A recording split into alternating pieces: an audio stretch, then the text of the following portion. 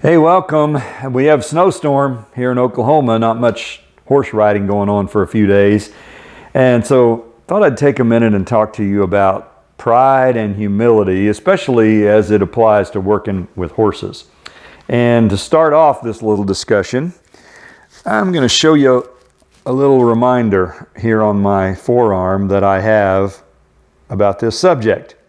And obviously there's a story that goes with every scar that we have. So here's the story. We moved to Saudi Arabia, it's been about 7 years ago maybe. And when we first got there, I was asked to train a stallion, young stallion, who was pretty tough. He reared and bit and he was tough. And it took me about a month to really get any kind of a handle on him, and finally got him going, got him riding out. And so the grooms and the other horse owners had been watching this and were kind of impressed. And so they said, hey, we've got this other stallion that we'd like you to help us with. This one attacks people. And I was feeling a little bit cocky from having successfully trained this first one. And I said, bring him on. I've got all these tricks in my little horse trainer bag and so forth. And long story short, that horse attacked me 4 times.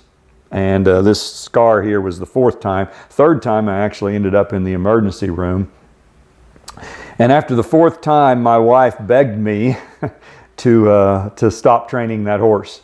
And she's a good horse trainer wife. That's the only time she's ever done that in 50 years of me doing this. And so I listened.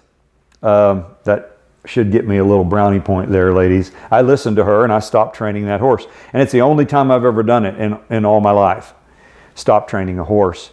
But my point is this, once we start thinking we know things, that pride gets us in trouble. And I found this quote from Ray Hunt. I'd heard it before.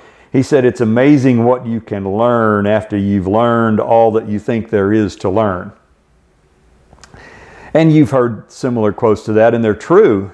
I've got a teenage boy who works for me. He wants to be a cowboy, and I think he's going to make it. But I was showing him something the other day, and he said, oh, I know how to do that. And I called him down on it. And I said, once you start thinking you know how to do things, that's when you're going to get hurt.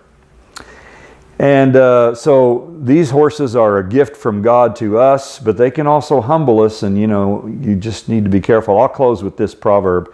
It's Proverbs 11:2. It says, when pride comes, then comes shame, but with the humble is wisdom. So let's be humble and let's be wise.